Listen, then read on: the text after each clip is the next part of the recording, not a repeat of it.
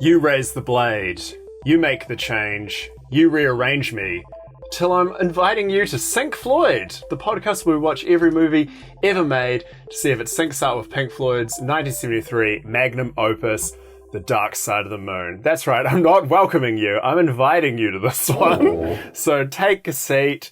You're going to be uncomfortable and not sure when to leave, but I'm Gareth Blackler, and I'm your host. But I'm not your only host. Oh no, I actually can't keep this energy. Hold on, we'll start over. No, this is perfect. Hi, I'm James Barron. I'm the other host, your maitre d', here serving up hot, fresh podcasts for you. We're keeping that one. That was great. No, fine. Welcome to Sync Floyd. It's a podcast where we watch movies on mute with Pink Floyd playing. My name is Gareth, and that is the name of an Arthurian night, which is all good and well, because this week we're talking about one of the Arthurian Knights, but more importantly, his green buddy, the Green Knight. James, how green do you reckon this knight is? He's green as, man. He's like, I feel like he started out not green and time rolled on, he became green all over. Covered. He's a real Oscar the Grouch type. Man, he's up there with Gumby in terms of green folk that I know. Yeah. Watch The Green Knight. A movie from this year. A new release. As of, well, kind of. It's been in development for a long time, and I've been hyping it up for a hell of a long time. Yeah. So, I'm happy to talk about it here with you. Yeah. So, we were both very excited for The Green Knight. I think you opened the door to me for The Green Knight. You said, get aboard, get through this door, I'm inviting you. And we both just I think we may have both just sat in our cupboards recording and off mic hyping each other up for The Green Knight to the point where I, for one, thought The Green Knight was a huge Hollywood hit that everyone was hyped for. No, man. And I organised watch-alongs. I organised 2 simultaneous watch-alongs when the film finally hit New Zealand streaming. Hell yeah. And wow. I got a good number. I think I got 20 people watching it at the same time. Holy shit, man. Nice right? work. Thank you. Really good. But the first thing when I switched my phone back on at the end was, alright, so Gareth's never picking another film again. Oh, no. Damn, fair enough. Because, this film weird. It's super weird. Yeah. James, talk me through your adventure with The Green Knight. How do you feel about it? Yeah. How was the hype train for you? So this is a classic tale of false bravado and all kinds of hubris, really, at the end of the day. But saw this trailer for The Green Knight online and I was like, holy shit, this is a movie tailor-made for me. You know how much I love my dark fantasy bullshit. And so when I saw this trailer, I was like, oh my god, this is fantastic. Turns out, all the best bits are in the trailer, really, for this movie, I would say. It's a fantastic trailer. And I got mad hyped, and this movie got, delayed for, a full year. It was supposed to come out, this time last year, and it got delayed for obvious reasons. Eventually came out online. We had to pay Big Bezos some money to see this film. It's it's not as good as I was hoping. But the thing is, I set my goal for this movie. I set my aspirations astronomically high for this, and then I was hoping for this I was hoping for a completely mad fantasy adventure. And I kind of got that. The more I have... So I've seen this movie now 3 times. And the more I watched it, the more I like it. First watch, I was like, okay, that really kind of disappointed me, but I'd set it way too high. And the more I watched it, the more I've enjoyed it. So, I'm here to defend my love of The Green Knight, but... know that it's a weird film and it's not for everyone, and it's definitely not a blockbuster release that should be celebrated. Yeah, it's definitely not organized. A bunch of people who have wildly different movie tastes to all watch. Yeah, because I was going to say, is this the first, like, ye old fantasy that I like more than you? Because I thoroughly loved this movie, but I think I loved it also, and I will let you answer. I think I loved this movie because of our friendship and this show. Like, I think you've taught me how to be hyped for things that are fantasy for the nature of them being fantasy. Yeah. And then when this film did that, and then was also super weird and arty, and like kind of played with the idea of being a hero, I found in a really interesting way. It all worked out for me. Oh, nice. But yeah, can you think of any ye old fantasies that I might like more than you? Because, this might be it, honestly. Like, yeah, right? fantasy is my whole shit a lot of the time. So, like, that is so heartwarming to hear, Garrett, that you absolutely love this. I'm stoked to hear it. But yeah, I think my main beef with this film is that I knew about the legend, the Green Knight, going in. I didn't. Yeah, so I'm a big fan of like old Arthurian legends and stuff like that. I've done my reading, my research on this kind of stuff, and so I had an expectation of like what was going to happen, and they changed various things, and wildly the legend leaves a lot more like up in the air than this movie does. Like, this movie sort of fills in the blanks a lot of the time, and I've like found that bizarre. Even though this movie is, like, as you say, very arty and ethereal and not a lot is explained, it's seriously, it could, like, the legend is even looser. It's like very ephemeral in nature. Still, like, same kind of plot, but, and also, like, various things have changed for the movie to serve a different kind of story than I think that obviously the Green Knight was trying to tell. But I think it works really well, and like I've definitely come around on it the more that I've watched. So I don't know if it's my favorite movie of the year, but it's definitely top like 3, I'd say. Yeah. Because currently as of recording, it's sitting at my number 1. But I almost feel like even by the time the episode comes out, it won't be, because cinemas are reopening in Auckland, New Zealand, and I'm probably going to go see a bit of Dune, see a bit of Last Night in Soho. Yeah. Probably, I have a free ticket to Candyman. Yeah. Candyman is only playing at one cinema at 4 p.m. on a Wednesday, so I'm gonna try. Yeah. Gonna try to get to Candyman. Absolutely. You've seen it a few times I'm gonna now, catch so up. No! Please welcome our guest, the Candyman. He's not on mic. He's just moving in the background with like a hook and stuff. I haven't seen Candyman. No. Yeah. I don't know what his deal is. Something about bees. Anyway. Shall we talk about The Green Knight? How it's synced up? This is a pretty long flick with a lot going on. So shall we talk about how it's synced up, eh? Yeah, I do just want to say this is my English teacher theory for this film. Ooh. And I'm dropping it early because I feel like it is going to kind of paint...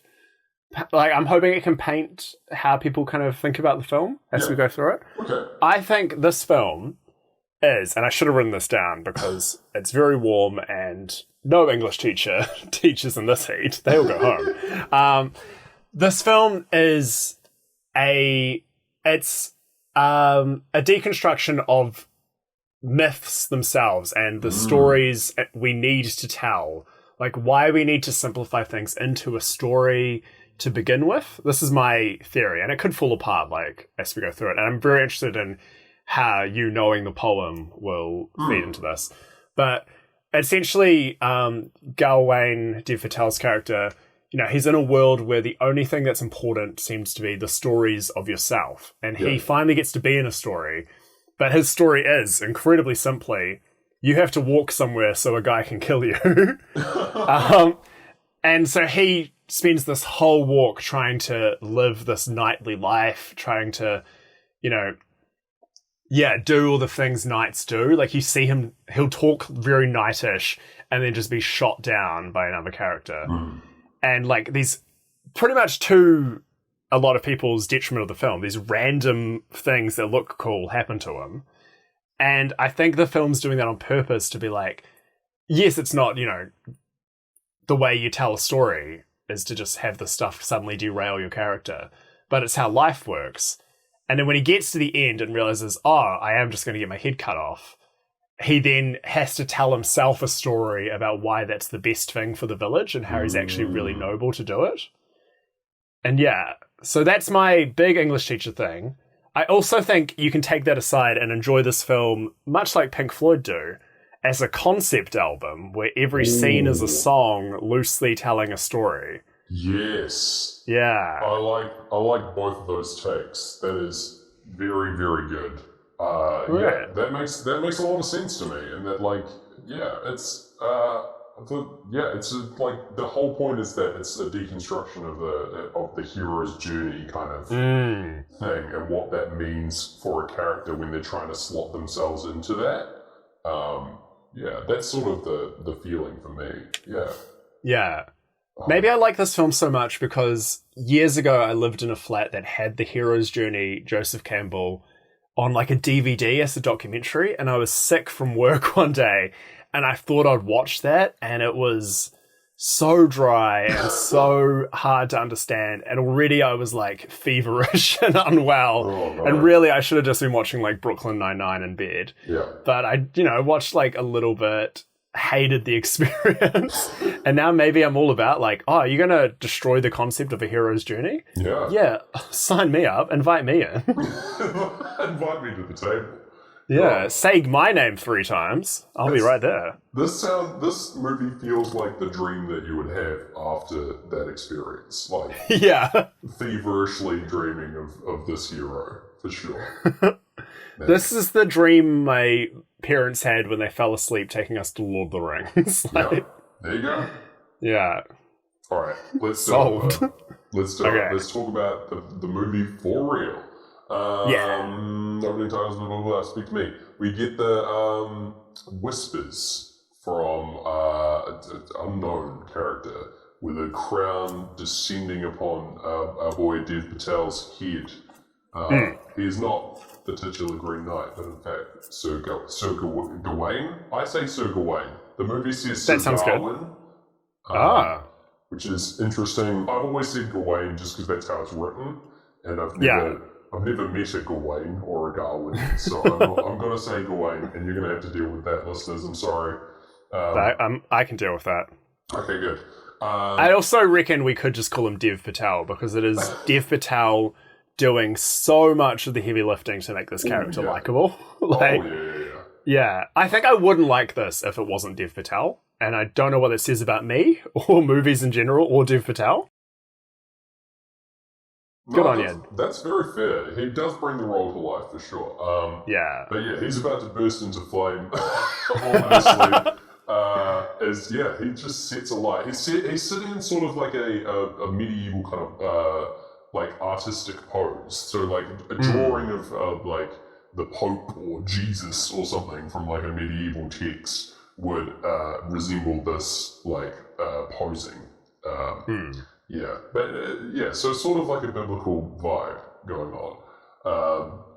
And yeah, they're talking about like a fabled king, and they're saying that this isn't the story of King Arthur, but in fact a different king, a story of ill portent, Gareth.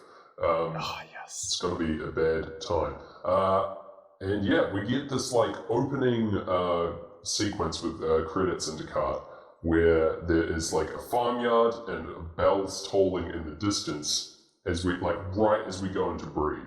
And yes, it is. We see this building in the distance catching fire, and people rushing into action with this like farmyard in the foreground with like a sleepy farmer guy. And yeah, this works really well to breathe. Freaked me out.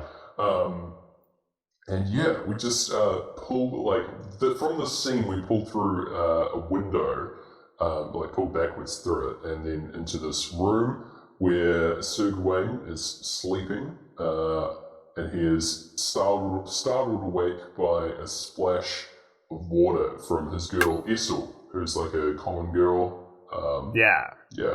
Sort of. I don't know what her deal is, but she's covered in bells. which I like a lot. Yeah. Just classic minstrel vibes from It's Yesel. Christmas time. Yeah, it is. It is Christmas time. It's Christmas Day, I believe. Here.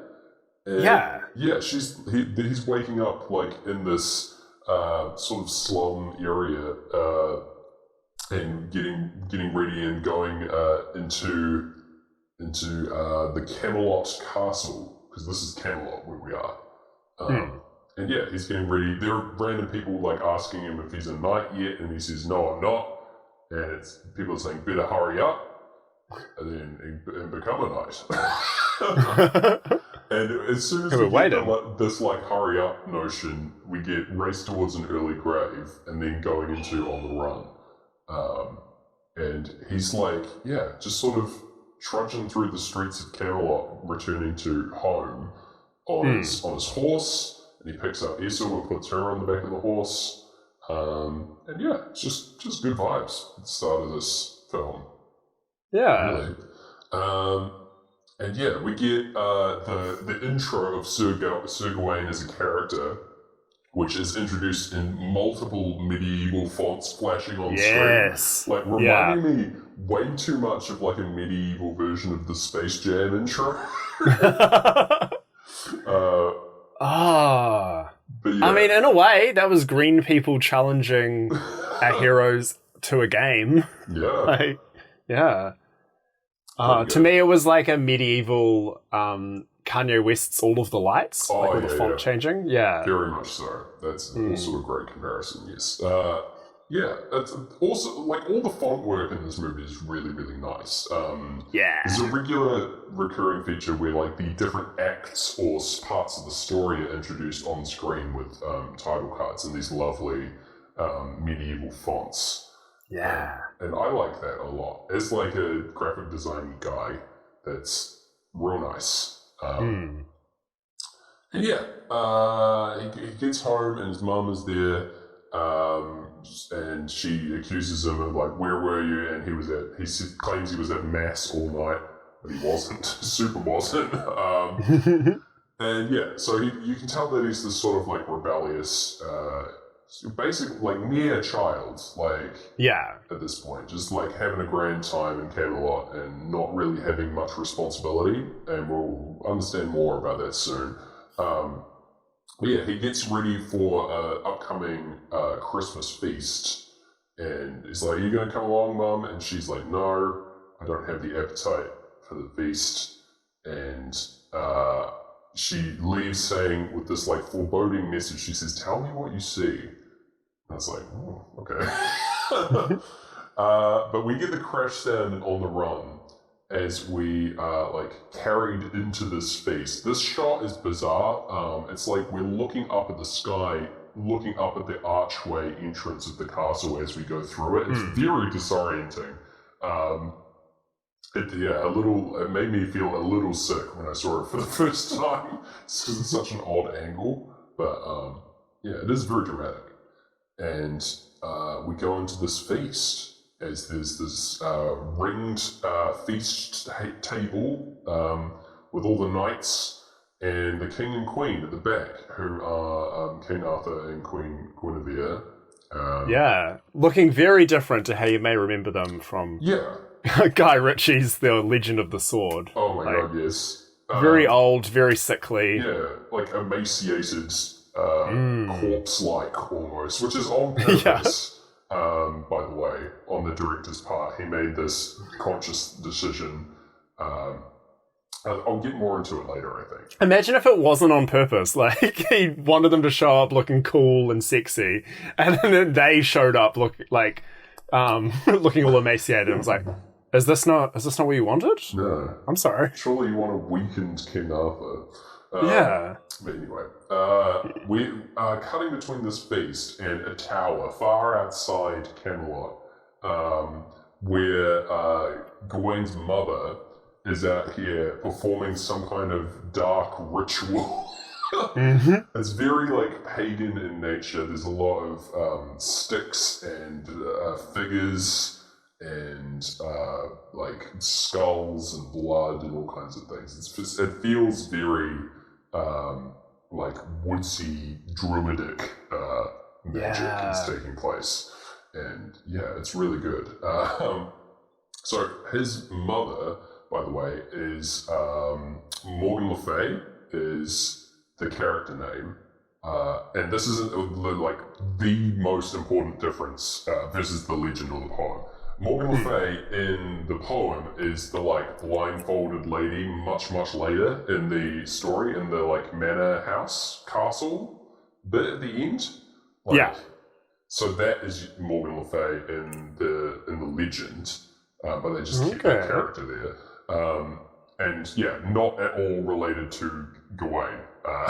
So making her this like pivotal role into his mother is super important and changes like the whole sort of structure of the film, really. And that she is she's the instigator for all these events that are coming. And the fact that it's his mother pushing him towards these things is super important. Just want to get that out of the way now. No, and it's definitely where my theory falls apart, is if it wasn't someone directly choosing him for this quest, it would all, like, the idea that he's just been put into the randomness of life and is trying to make himself the big man would all add up, but So the thing I'm is, interested in what you got to say. He fully doesn't know that she is behind all this or whatever. And that's why, like, it still works as a theory because he is acting of his own accord. He's just being, like, pushed by, like, these outside influences. But, like, whether or not that matters is up for debate, really. Like, because he is acting on his own, and how he's grappling with this is sort of the point of the movie. That's my take anyway. And I suppose there's every chance that she's also, like, if you're going to say he's wrong, there's every chance that she's also wrong. Like, she could also be trying to make this great narrative, but it's not actually how it's going to work. Like, she could also believe that he's, destined to be a king, but a bad king or something. We'll see. But so we get in the ominous time chords as where Gawain gets called over to meet with the king and goes over to sit with him, and it turns out he's the king's nephew. Morgan Le Fay is the king's sister in the story as well, but again, usually not his mother. Usually not Gawain's mother. But so an important difference. And then on screen we get a title card, The Christmas Game, which is about to begin. And the king, we just get like a little bit of info from him about like how he regrets not getting to know Gawain better, how blood is thicker than water, and all this kind of stuff. And he's like, but that's why I brought you over here tonight. And he asks for a legend or like a grand tale about yourself. But Gawain has like nothing he can offer the king. Basically, the point here is that he has no amazing story to tell the king because he's sort of just wasting his life at this point. He's not, like, he aspires to be a knight but hasn't done any of the work or anything, is the idea. He just likes to party. Yeah, and fair play, but like, Camelot, 'tis a silly place. But and the queen encourages him about this. She says, like, you have no tale to tell yet. And it's sort of like we've got time playing in the background, and this is a pretty good fit, like, thematically as well. And that, like, no one told you when to run, you missed the starting gun, that kind of feeling. He feels like he should be better than he is by now, and there's this expectation on him, but whether or not he's up to the challenge, at this point in the story, well, exactly. Anyway. So we cut back and forth between the king giving like his Christmas speech, which is very dramatic, and his mother performing this ritual and like etching this like letter, like writing this incredibly detailed like medieval font letter. Writing in the Middle Ages must have taken absolutely forever. Just by like looking at this. Oh my god. Yeah, fill in every like strange triangle that forms a J, and then move on to whatever the hell the A looked like, and then onwards. It's just There's so much room to absolutely fuck up as well. Like, there's no Yeah. crossing out when you're doing like beautiful calligraphy in green ink, you know. And you that would look so funny though, like half an F crossed out, a new F. And then you realise you've spelled the word wrong to begin with. It's crossed out. I bet that happened a hell of a lot as well. It's just that, like, in like reviewing it now, we would never know. But they weren't keeping those ones. No, they're all tossed into the flames. But yeah, the king says that he's the luckiest of all at the feast because he's among his friends, and I thought that was quite sweet. Yeah. Shout outs to Arthur. Arthur's like, honestly, he's like very old and frail in this. Clearly late in his adventures, which I don't know, like, chronologically when the Green Knight is supposed to take place. In terms of, like, it's all up in the air, you know, with in terms of the stories, because all Arthurian legends are a series of stories rather than, like, here are the events as they happened. Like, they're not historical in any way. We get the ritual culminating as we go into Great Gig. Unfortunately, it's not a perfect sync right as the Green Knight enters as the ritual is complete. I was a little bit disappointed by that. It's out by about like 5-6 seconds or something. But never mind. We can't always. It definitely does vibeth though. Oh yeah, the Green Knight entering over the like somber opening like piano chords of Great Gig is very nice. We get the like not frightened of dying monologue as well, which works too. And so perfect. All the knights stand up in their chairs and like ready to fight this guy, but the king gets beckoned forward, and like a nod from Merlin, who, by the way, Merlin is just creepy as hell in this. Has no lines in the whole movie, but this is the scariest that Merlin's ever looked. I don't know what they've done, but does he have face tattoos? Is that what's going on? It just he's got like runes like tattooed under his eyes, and he looks like he just looks like a warlock, you know. Which I guess we're going for a much darker theme with this movie, so I guess that fits. But man, don't want this guy on my court. No way. No. I guess I do want him on my court. I don't want him opposing me. That's for sure. God damn. And we haven't really talked. I guess we haven't seen him properly yet, but the Green Knight himself is like. Here he is, yes. This is what you want out of your fantasy movies, is just someone to have ripped up pages and pages on their character design until they've come up with something bananas. Like, I want to, if you're going to readapt like something this old and this like, especially this told this much, like there's been a Franklin in the Green Knight about the little cartoon turtle. Wow. Like, people have told the Green Knight story. Was he the Green Knight or not? No, it was Gawain. I don't know which one. I really did want to watch it for preparation for this episode. And I'm very sorry. That's my greatest regret. Oh well. But yeah, if you're going to do this, I want you to lock a character designer in a room for a year and then take their most insane scribblings and use that. Yeah. Yeah. And then we'll come for you. And then I will draw a picture of you. Oh gosh. The Green Knight's like, he's sort of like an Ent from Lord of the Rings. He's a crusty tree man, but he's also like pretty handsome. He's got like a bearded sort of face to him, which is but he is made out of tree bark. He's got these like kind old eyes. He looks extremely old. And his like armor is covered in like growing moss and plant life. And his horse isn't shown very much, but is also like similarly like armored up and like, looks like it's slowly deteriorating away. But it has a very impressive presence, and he looks great. They nailed the look of the knight for me. This is like exactly the kind of thing that I imagined when reading the story, and he is described as like being a force of nature.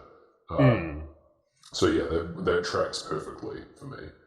And yeah, it's interesting because I think when this was told, like, we didn't quite have the idea that the devil was red. That hadn't been quite like nailed in. So like, I think it was kind of up in the air. So it's not really known why the Green Knight is green. In terms of the poem, like, I think the main thing is that it's nature and it's man versus nature. Yeah. But yeah, like, I just like the idea that, you know, they were trialing a little green devil for a bit, like how they had green Coca-Cola. Yeah, he definitely has all the hallmarks of the devil, and he's got this like this game with very strict rules, and it's just waiting for someone to sign on the contract and then get things going for a bit of a devilish game, you know, like classic. But yeah, he has come to propose his game. And he hands the queen a letter and makes her like read it. When she reads it we don't hear this in our watch because we're on mute, obviously. But in the theatrical cut of this movie, she reads it with his voice, like a distorted male voice, and her eyes like glaze over white as she reads this missive. Which is, it's very fun. I've got it written here. Do you want me to read the whole thing? Or yeah. Okay. Can you do it in the Green Knight's voice? In Ralph Ineson's voice? I don't think I can. I'm not gonna Do you want me to try to put the reverb on it? Okay. Alright, sure. Okay. You ready? Yeah. Oh, greatest of kings, indulge me in this friendly Christmas game. Let whichever of your knights is boldest of blood and wildest of heart step forth, take up arms, and try with honour to land a blow against me. Whomsoever nicks me shall lay claim to this, my arm. And then he lifts his axe up.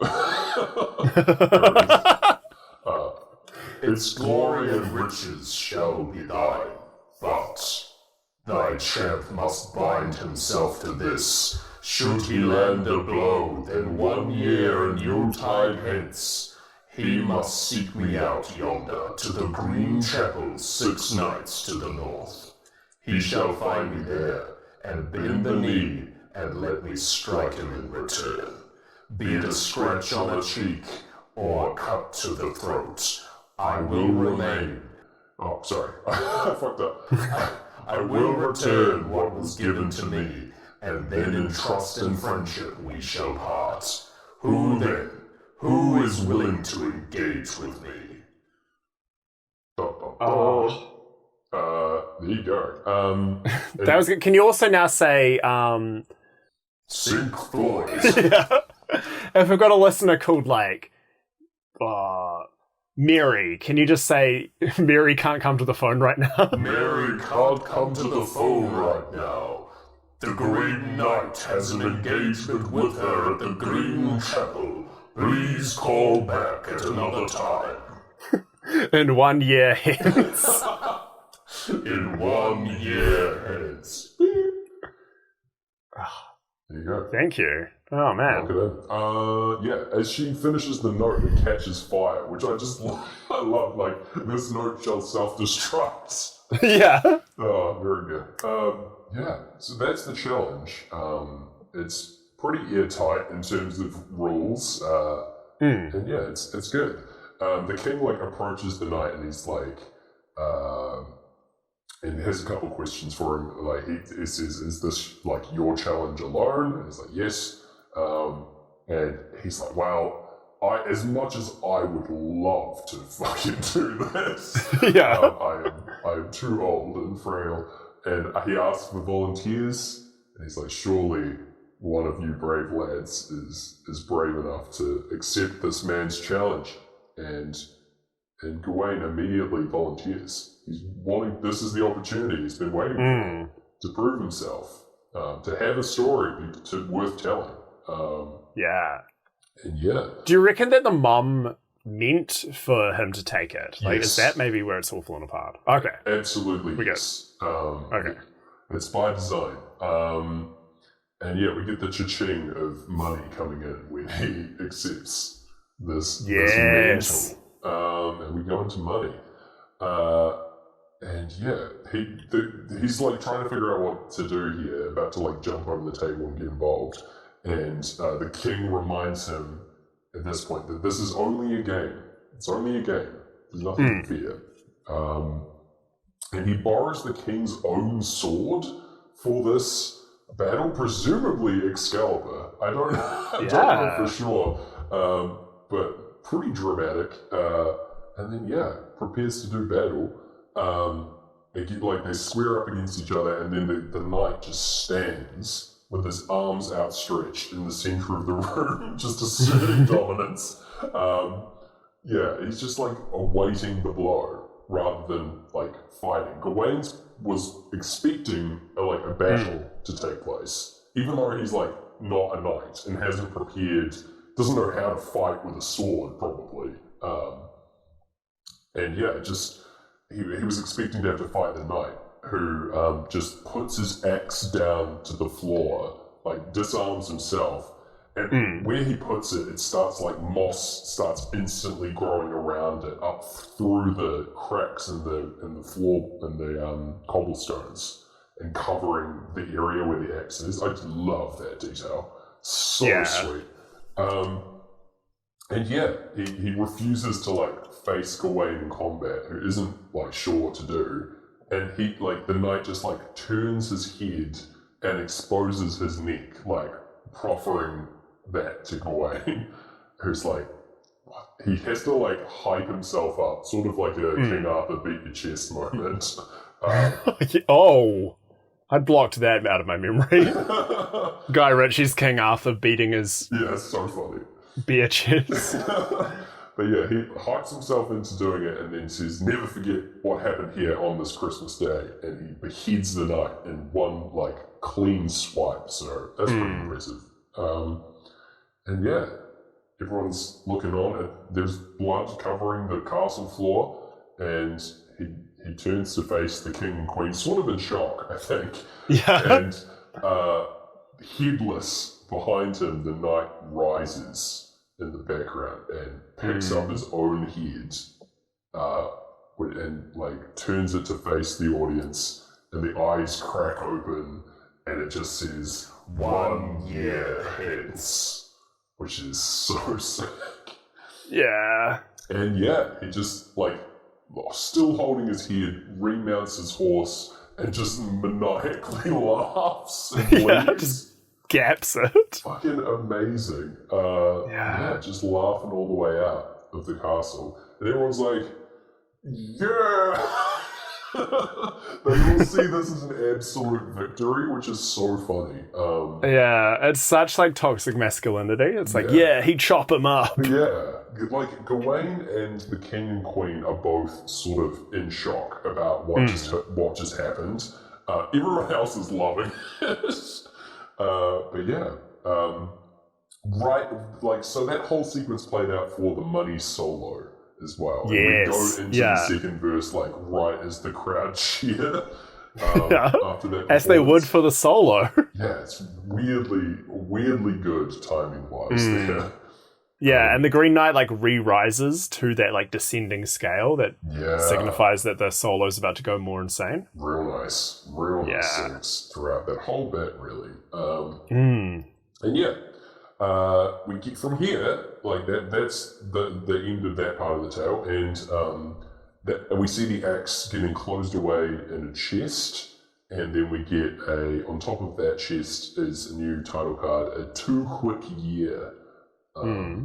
Because we see the year play out very quickly as we're going into Us and Them, and a crowd has gathered to watch like a sort of puppet show, very like Punch and Judy-esque, but like pre-Punch and Judy, obviously.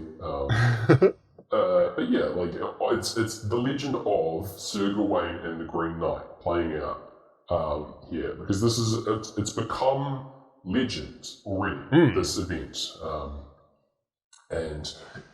Even before the legend itself is completed, and I think that's really interesting. Like, the point that this story is already being told across the kingdom even though like the ending hasn't happened. Yeah. Yeah, so that's just interesting. Yeah, I mean, not to pat myself on the back, but it does kind of stack up to my English teacher theory. I like it. It's getting, it's good. It's good stuff.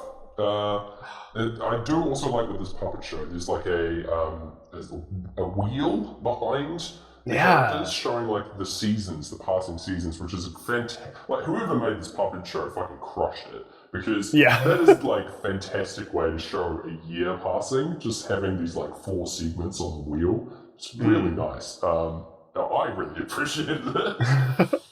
So it's been a big spring-summer of puppets for us as well. Yeah, man, puppets are popping off. It's just, when are we doing bloody like Chucky? Oh, don't tempt me. Yeah, or like the Saw franchise. I don't know like many other puppet-based films, but yeah, Team America. Isn't there like, is there a movie that's as creepy as the puppets in Being John Malkovich? Because they messed me up when I first saw them. I don't know. Like, I'm trying to think. There's that Dan Harmon, Charlie Kaufman one that's like weird, creepy stop motion puppets that are a little too real but a little too unreal. Oh, I don't like that. Let's get off this puppet train as fast as we can. I'm just worried that like I bet that the 2020s were going to be the big decade for clowns, and I think puppets are going to beat them. So all right, well, we're close. Based entirely on our reviews of movies that usually came out in different decades to the 2020s. Puppets are back. It's defining for us at the very least. Yeah. Puppets are back in a big way. Everyone's like, what the fuck are these guys talking about? Oh, man. Anyway, we got Essel hanging out with Gawain. They are seeing each other once more. And she's like asking him what it was like.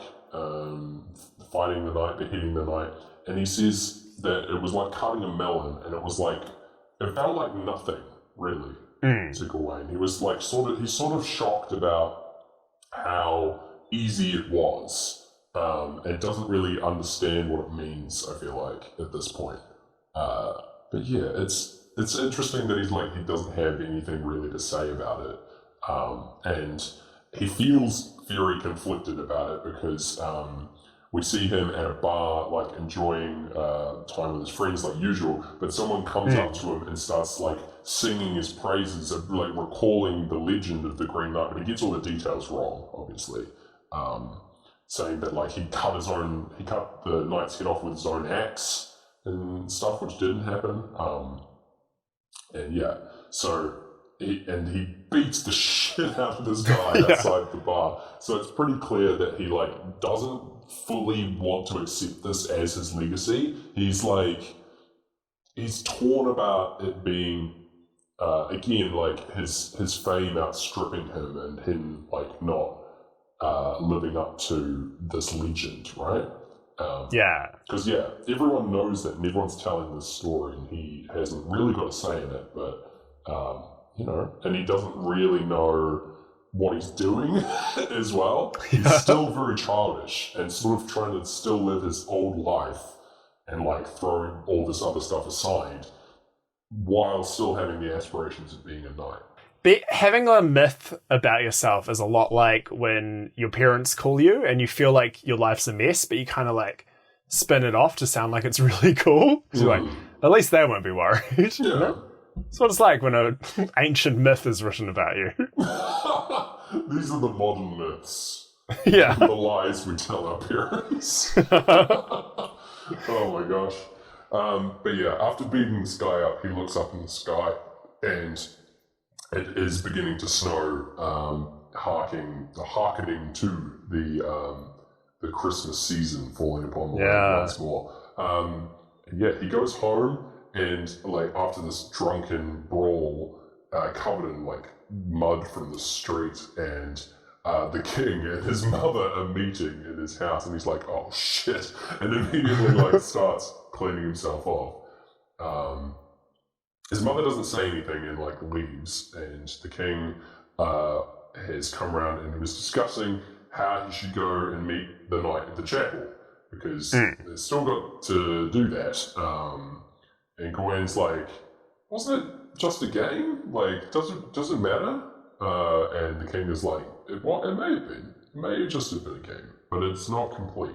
The game is not finished. And you've got to see it through. Yeah. And, basically Gawain is very afraid of the consequences of what he has done. He's afraid that death is not worth the price. There's not like a price worth paying for greatness.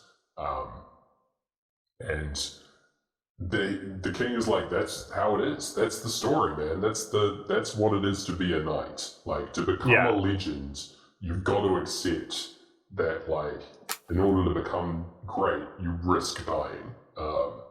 Is sort of the idea that I get from this scene, anyway. And bloody Pink Floyd come along and undercut it by saying, not going to kill you, give you a short, sharp shock. Yeah. Which is like, dudes, you're not listening. Maybe they are listening. Maybe they're listening very closely. Oh. But anyway, the king wipes mud off of Gawain's face in order to, like, comfort him. They do have, like, a fairly close relationship, it would seem. Or he's, like, tender to him anyway. But anyway, we're going into the sax solo for this, which I'm loving. Of us and them, by the way. And we see the end of the play out after this scene as well, the little puppet show, where Gawain's head is cut off by the knight, like mirroring the other scene. His head just falls to the floor, and then the knight like gives a wee giggle and leaves. It's just a dark implication there that this is coming. His mother visits him to prepare him. We get this like preparation kind of montage for the journey, as there are all kinds of offerings that he has given for the journey. He gets like a blessed shield with a depiction of, I think, God on it, and his mother gives him a green sash with a rune inside of it, and says that if he never lets the sash fall, no harm will come to him. Like, so long as he has the sash on his waist, he will be free from harm. Is the sash in the original poem? Yes, it is. Okay. It's pretty important. But again, it is given much later in the story. Again, it is given by this character, but like the character is different in the story. So but yes, it is one and the same. Okay. That makes it very interesting with what's about to happen. To this sash. Oh yeah, absolutely. The king and queen give their blessings to the journey, and we get a cutaway to a meeting, like the final farewell between Gawain and Essel, and she is trying to convince him that this is stupid, and that like she basically represents like the life that he desires, and not this knight of like one of the lives that he desires, rather. The one that isn't a knight, the one that like continues to have fun and enjoy life, and it doesn't aspire for greatness, just is content with the way things are. I do love her line. She says, "Surely goodness is good enough over greatness," which is it's a good line. She gives him a little bell as a farewell just pulls it off her cloak. And if you can still hear it ringing, then he still believes in Santa. Yeah, it's true. Yeah. Probably. Except the Santa in this instance is the Green Knight, so there is sort of a different implication there. This is my $1 million idea for A24, is they should re-release the Green Knight now, but just carefully recolor the Green Knight so that he's white and red and he's Santa. Yeah. And just, don't address it, because they don't call him, I don't think they call him the Green Knight during the film. They're not like, here comes the Green Knight. And you can dub that. I'll dub it. You can dub it. Yeah, no, they don't. They just refer to the chapel, right? The Green Chapel. And I think he is just referred to as the Knight, if he does get mentioned, so... Easy. Yeah, that works. Yeah. Yeah.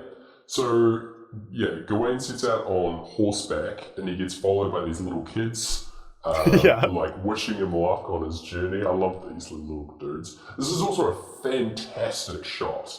It's just like a long shot of Camelot in the background and him riding towards camera. And we see the tower that he rides with which the ritual took place in as well, in this like very long sequence. It's really, really beautiful. And also like CGI, like this Camelot isn't real, so they have to make it, and it looks fucking great. They used a bunch of like old timey effects as well. Like they painted a lot of, like I think they painted onto the film to kind of get a lot of stuff to look right. Yeah, it's which really I nice. Really like. Yeah. For one thing, this movie is at least visually stunning. Like throughout the whole thing, but it's very well thought through visually, and that's I think what attracted me in the first place to it through the trailer. But yeah, it's At the very least, it's going to be enough for them to give this director David Lowery like whatever he wants, if he wants like a big franchise or something. Yeah, which I'm down. Yeah, it's his like old mate getting the chance to direct Dune. Like, he just got to direct something beautiful enough, and we'll be like, yeah, sweet. Here's Dune, you know? Yeah, he just gets to make Dune. Everyone gets to make Dune. Everyone gets one. We're all doing Dune now. I'm excited for your Dune. More than I'm excited for my Dune. My Dune's gonna suck. Oh, no. My Dune is just going to be Dune, but the role of Paul Atreides is played by Gumby. Oh, I love that. Yeah. Gumby Dune. Mine's just going to be Ladybird, but outside of every window, I've animated in a bunch of sand. Oh, okay. Yeah. Sandy Bird. Yeah. Lady Worm. Yeah, that works much better. Anyway, we've got that beautiful shot, and this is where we get the farewell from Essel, sorry.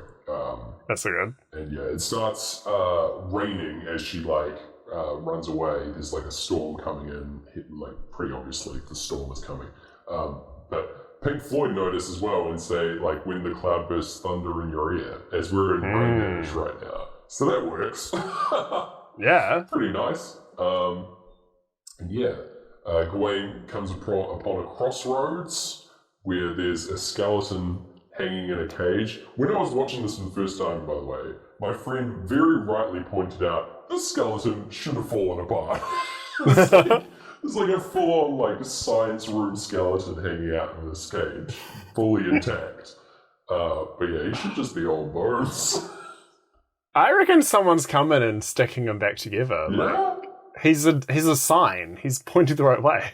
He is. Is the skeleton, the skeleton assembly man is coming by every bloody week to put that skeleton back together. Oh, gosh. The skeleton didn't even die in that cage. The guy had to put him in like a ship in a bottle. Oh man, yeah, he's tediously putting the bones back with tweezers. Yeah. It's this is so difficult. He's the man who later invented signs to be like, yeah. Guys, we need a better way than just me riding across the kingdom, reassembling skeletons. Fair enough, Oh my god. Or at least we need some sort of glue for these skeletons. I can't be doing this every day. Yeah. The issue is that he couldn't write. He didn't know how to write. And he's just well, I do have a lot of bones. My past as a serial killer is coming in handy. Yeah. Oh well. And that's how we got signs. Right? Yeah. Just a weary serial killer.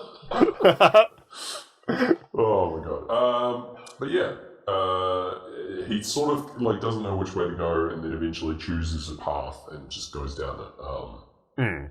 Yeah, we get into Eclipse, and he's traveling through a forest, and there's a fox in the distance. Oh yes. Who just sort of disappears, and this fox will be a recurring feature. And he rides past someone shot full of arrows before coming upon a battlefield. And we get a new title card on screen saying a kindness in all capitals. Yeah. And we've got this little scavenger boy who is robbing corpses on the battle, or like at least like scavenging like items from like this battle that is raged on. Everyone's dead here. Also, this guy is my favorite performance in the whole film. Yes. He, like, fucking crushes it, this guy. He's so good. Very satisfying. I didn't realize until the second watch, this synced watch, that this is Barry Keoghan, who... I saw a great tweet about him this year that was just his face, and it's like, if this guy's showing up in your movie, you know shit's about to go down. That is, like, there's just something about him. Yeah, you are absolutely right. You know that there's someone's getting betrayed at some point, just by his mere presence. He doesn't even have to be involved. He could just walk past the screen, and you're like, oh shit. Like, here we go. About to have a season finale or something. Yeah. Oh man. Here he is. He's great. I'm a big fan of this guy. But yeah, he basically he's sort of telling a story about like why he's here, collecting all this stuff, and he seems super off to me from the get-go, obviously. But Gawain like is so naive and instantly trusts him. He's just like asks him for directions to the Green Chapel, and the guy's like, oh yeah, there's a stream that you should follow. It'll take you straight to the Green Chapel. Just have to go up north that way, and you'll be all good. And Gawain's like, thanks, and just starts riding off. And he's like, ahem. What? Pardon me? Where's a little bit of payment for that information? That would be nice. Wallet needs to be the colour of that chapel, if you know what I mean. Yeah, just a little greener, if you could. And Gawain like tosses a coin to his witcher, just launches one at him, and he's like, there you go, a kindness. And continues and rides off. And the guy's how many old-timey people were getting killed by their coins just being chucked at them to pay for stuff? Like, oh, for real. This is like one of my favorite bits as well. Just like a lord sitting atop a horse and demanding various things be done for them to peasants. I used to do this all the time with friend of the show, Roman, where we would commission a portrait of myself and my family must be painted and ready for the end of the year, for Christmas time, sir. Here are a few silvers for your trouble. And we'd mime tossing a bag at a peasant. We would do that probably way too long. You're just at the front of the queue at the supermarket doing this bit to the counter. Oh, we would do this in public, surrounded by friends at bars and just at people's weddings. You know? The bit has legs like you wouldn't believe, alright? Yeah. More legs than the horse the Lord is atop. For real, man. Those legs go to heaven. It's great. Yeah. So shout-outs to you, bro. Yeah. But yeah, you're so right. It would be so dangerous getting coins tossed at you. Just ballistic missiles launched from the Lord's hands. Yeah, I'd be wary of it as I'd no doubt be a peasant and not a lord. I reckon you could probably Prince and Pauper your way in with that impression. Yeah, you just find an untethered horse, hop atop, start throwing stones and bags. Everyone's going to think you're a lord. You're in there. Until they open those bags. And then I've just armed the peasants. Oh no! Shit. You bring all of medieval society down. Yeah, there's going to be a legend about me, the most foolish lord. It's just get pelted with stones no matter where I go. God damn. Please do not scam do that artist. if you see me. By the way. Yes, please. Protect. A scam artist, Anna Delvey, she got so far because she knew how to talk about money despite not having it. Right. That's all it takes. You got to talk like a lord to live that lord life. All right. So I'm just just passing out empty sacks rather than stone-filled sacks, and be like, "Oh, you must have lost the money. I've got so much. I just I'll sort it out for you in a week." You know, they're like, "What's a week?" And you're sweet. Yeah. What about sacks full of smaller sacks? And then peasants will be like, "Well, this has got to be what the money comes from." Yeah, sacks all the way down. Yeah, sacks on sacks on sacks. Here we go. Perfect. Oh, the ultimate scheme for the 900s or whatever. Yeah. The Dark Ages. Yeah, perfect. Take me back. So yeah, Gawain continues on his journey, none the wiser, before he gets ambushed by these scavengers. The group of thieves out in the woods. Classic stuff, really. And he immediately, panics, because they, pull him off his horse, and the scavenger boy reappears and says, "'Tweren't enough," which I love a lot. And yeah, Gawain immediately cops to the fact that he's not a real knight, and they're like, "Well, you look like a knight, and you smell like a knight, and you've got all this fancy stuff there, man." And yeah, they cut free his protective sash from his waist as he's openly weeping. And yeah, so he is sashless coming up. The protective rune sash. I don't know, it doesn't protect against getting conned, I guess. Yeah. Importantly. No harm will come to you except through your own fault, I suppose. Yeah. What we missed was the scene of his mum then showing him that tweet about Barry Cogan and being like, "Unless this guy shows up, because then you know shit's going down." Shit's going down, man. Yeah. Season finale on the sash. Protect your sash from this boy. Yeah. I swear he wears a sash in the Eternals as well. Maybe he's in the acting game for these sashes. He's just collecting all the sashes. And once he gets them all, we don't know what he's going to do. Some kind of sash dance. Oh, he actually wanted to become a rhythmic gymnastics person, but he ended up walking into the acting class instead. Yeah, he's just slowly collecting sashes from the various films that he's getting cast. Yes. That's his role. The sash role. Yeah. Love to interview you, mate, just to find out more about this sash situation. Yeah. We'll talk to you about sashes, Pink Floyd, and then we'll watch your favourite movie, as long as it's good. Oh, I don't care if it's good. I'll watch it even if it's bad. That's a promise. Okay.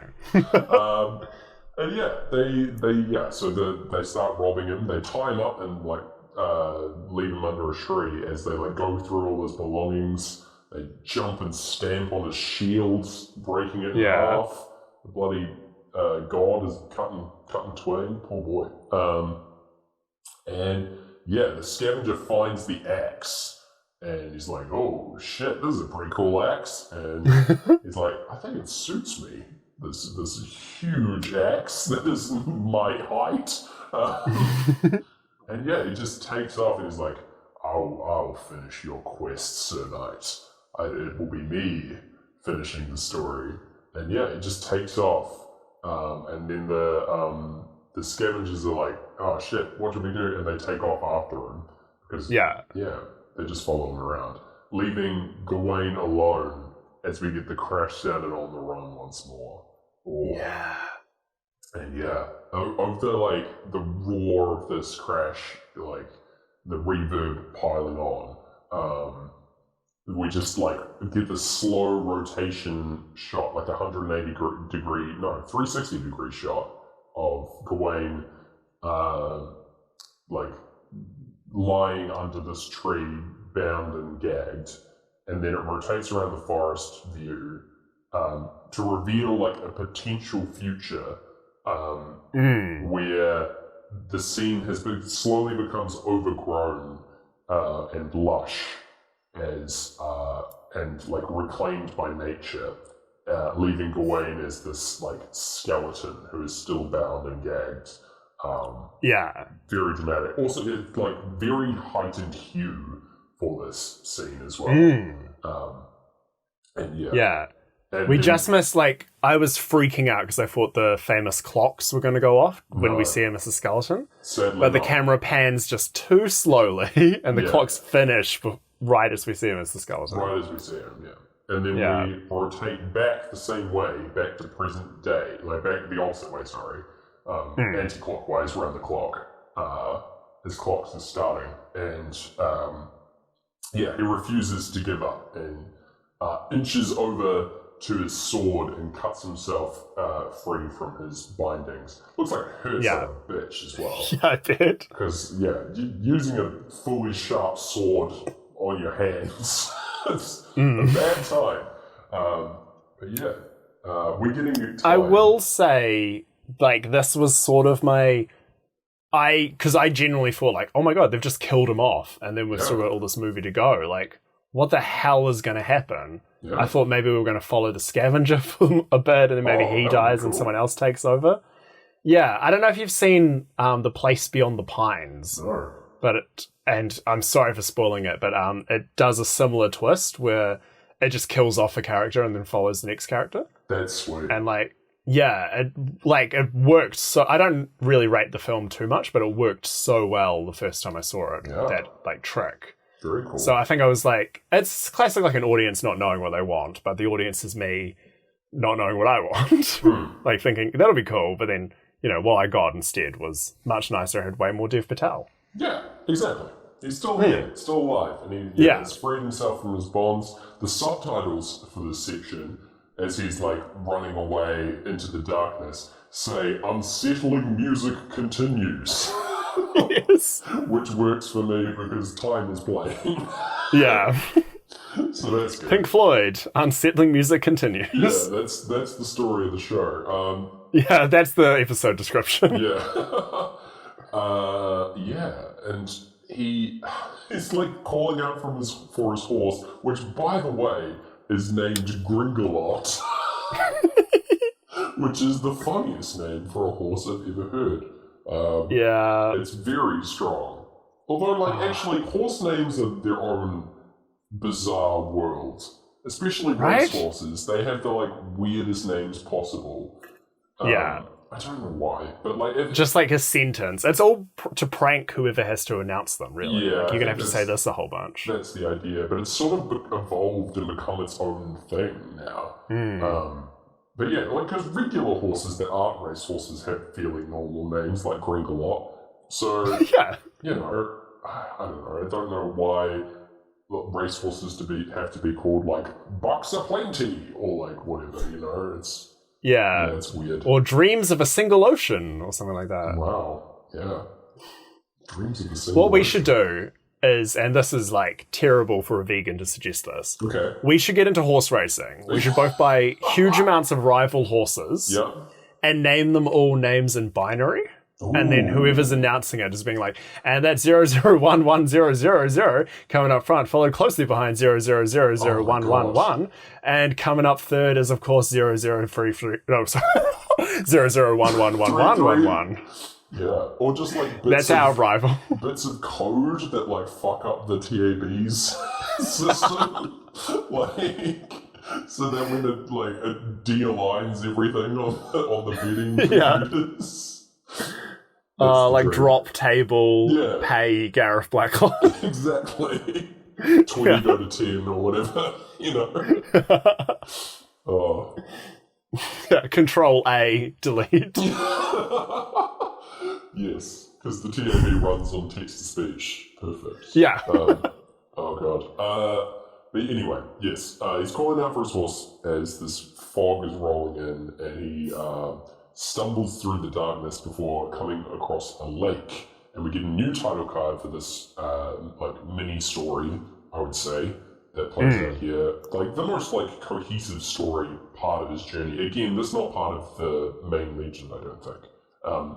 It's hinted at, I think, a similar legend in the original. But it's not, covered. This is, one of the ones that they filled in a lot of gaps, but yeah, it's all And I'll say it, this is my favourite scene in the film. This could have been its own Oscar-winning short film. Yeah, this is really fun. I love this, Yeah. this stuff. It's a meeting with Saint Winifred, as he sees a cottage ahead of this small lake, and he goes to explore in there, and there's no one there. It seems long abandoned. There's like old food that's turned to mostly dust.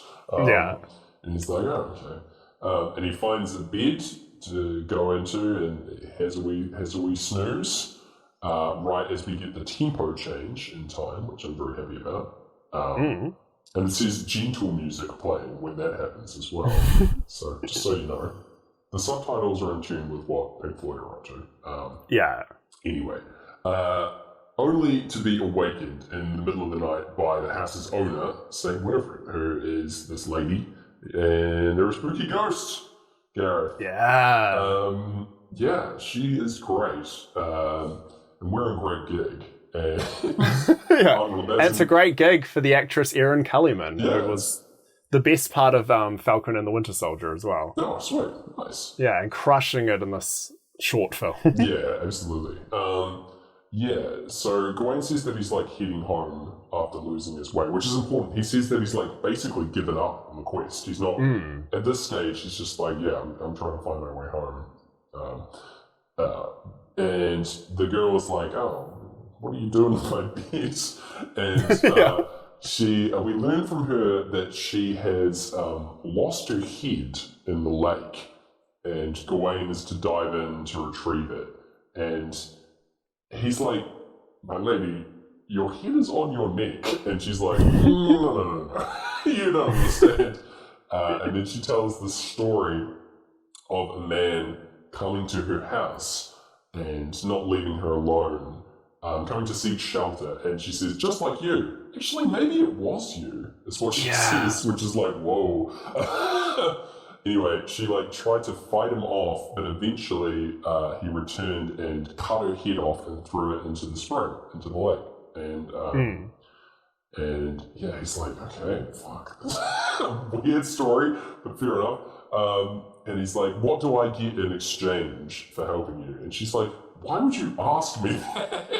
Yes. I really love that. She's just like, you expect payment? Like, what are you talking about? It's so perfect. It's because it's totally like how knights acted in these old tales.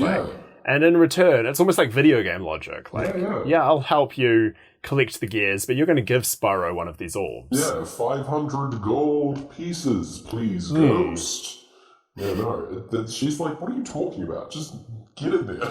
And, she delivers the line so similar to Howard Moon from The Mighty Booshwood. Yes. The same way he goes like, don't touch me, don't ever touch me. It's exactly her like, what are you talking about? No. She's like jumped out of this like being a ghost for a second. Yes, exactly. Which I really enjoy. So he's like, okay, and he dives on into the water, and swimming around in there, we get this fantastic red lighting cue. The whole lake turns red, and he is swimming deeper and deeper down through this water, the lake much deeper than it should be. And he spies at the bottom a skull, and swims through the depths to retrieve it. And right at the end of the great gig, he like jumps up onto the, well, he doesn't jump. He like slams the skull onto the surface of the shore, and there's no one there except the fox who is watching him there from earlier, who runs off. And he's like, what the fuck? What's that fox about? Still following him even now. It wasn't with him with the scavengers and all that, but it is here now. And he returns with the skull in his hands. He goes back upstairs to the bed and is going to return it to the dead body. He sees a dead body there on the bed, which is terrifying, considering he was sleeping there. I know. And he's like, what the hell? And then looks down to his hands and he sees the girl's severed head in his hands. And drops it in fear. And exactly to the cha-ching of money as well. Yeah. Terrifying. And whispers some stuff to him. Again, in like a different voice. It says, now I can see thee. and I will strike thee down with every care I have for thee. The Green Knight is someone you know. A message of ill portent from this head. Some classic spooky ghost shit. I love it. And yeah, he like is staring at it and then like reaches for it and it's returned to being a skull. Like through the magic of editing, which is fantastic. And yeah, he puts it back on the head of the skeleton, the neck of the skeleton rather, and the dawn rises behind him as he's sort of silhouetted in this window as this is taking place over the course of the night. And he looks over to the stairwell, and the axe is there. The Green Knight's axe is just resting there, even though it was stolen earlier.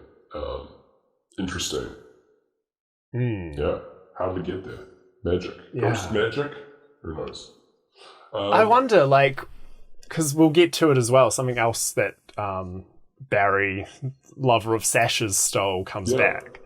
Like, do you think he went on his journey and immediately got, like, killed by this ghost?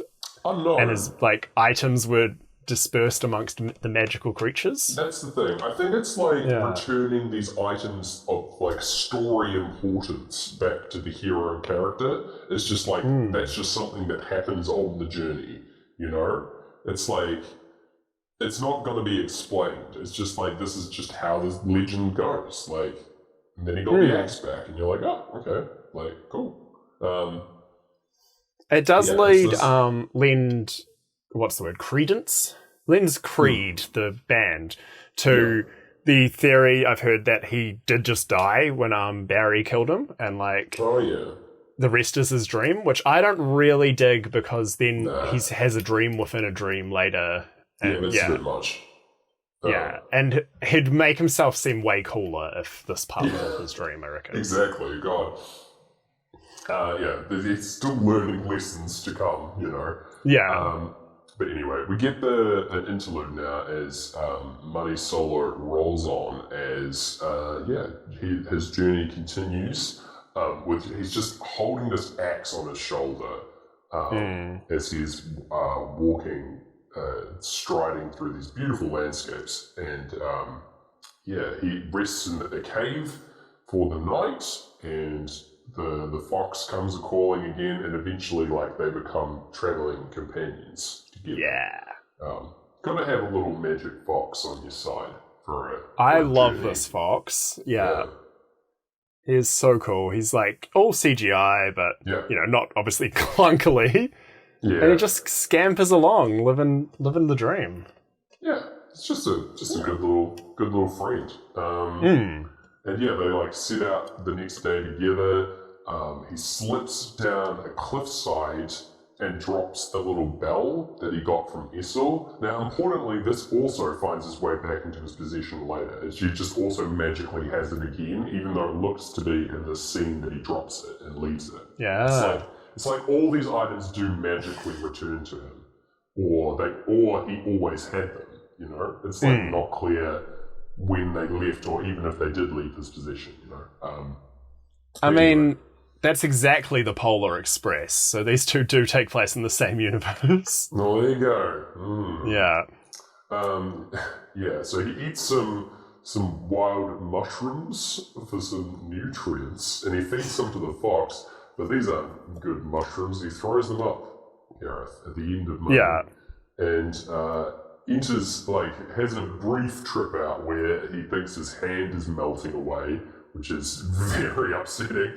Like crumbling into dust or something. And he looks up, and silhouetted on the horizon is the Green Knight with green lightning flashing behind him. Super dramatic.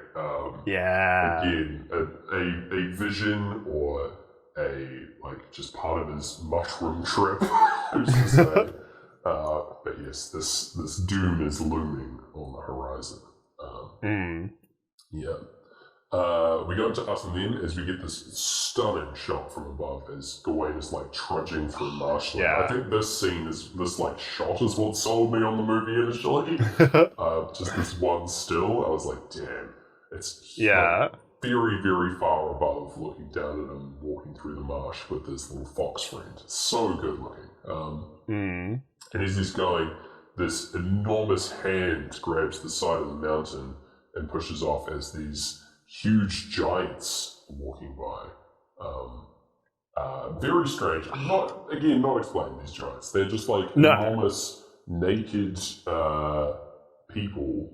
I think they're all women. I'm not entirely sure. Yeah, I think so. They're very ephemeral. They're hairless. They're slightly out of focus. Yeah, and he tries his best to like. How does he say it? He's like, "May a weary traveler rest upon your shoulders." Yeah, and hitch a ride. And like the giant talks back to him, but it's just so huge and is speaking. Like, the reverberation is so low that he can't understand anything that they're saying. And the giant, like, reaches down to grab him, but he, like, cowers in fear. And so the giant's like, oh, okay. And then the fox lets out this, like, howl, warding them off. I don't know if a fox can howl, potentially. I feel like they make really weird little, like, yip noises. Yeah, there was that thorough investigation in 2013 into what the fox said. Yeah. A deep delve, a thesis was written, I believe. Yeah. Yeah, and obviously it's only understandable by giants. That's what we learned. I guess so. That was what that song was about. Thank God. Yeah, I love these giants. I think this is so cool. And so, like, you know, he wants to rest on their shoulders and be carried to his mission and, like, work with the giants, and they legitimately can't understand him or comprehend him because he's just so tiny to them. Yeah. Which is just a perfect way to sum it all up as well. Yeah. That's a great summary, actually, of what's going on here. They are very ephemeral. One of them's carrying, like, an enormous baby as well. Yeah, just good vibes. And it's working really well with the Us and Them, like, chorus. And so well. Yeah, these giants like all start like singing like a high-pitched song, and yeah, it works very well with Us and Them. Yeah. We get like a shot of him continuing his journey, like walking on past these giants as they like fade into the distance because they're way faster, being able to cover a huge amount of ground. And the camera rotates a full 180 degrees, which is, again, very sickening. But it, like, paints the Earth as the sky, continuing forward. It is a cool shot. It's just that I get motion sick. That's fair. He's continuing on and through the darkness now, and he stumbles and falls like exhausted as he's just been continuing on without anything.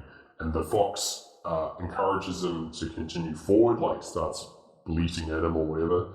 And because in the distance is the light of a castle, and he stumbles up to the door and falls through the entryway. Right as we get the sax solo of Us and Them coming in, the transition. And he just like falls into darkness. And we see him like this is another great shot, like looking down at this bed from above.